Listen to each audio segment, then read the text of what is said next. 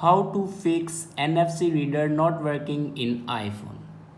So let's start the video. First of all, check your internet connection works properly or not.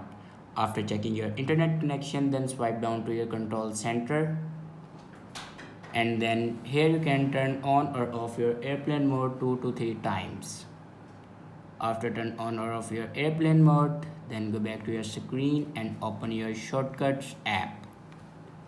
After open your shortcuts app, then here you can see the option automation. Now click on automation, and then on top right corner you can see the plus icon. Now click on it, and then scroll down and click on NFC. Now here you can manage your NFC. Run after confirmation, run immediately.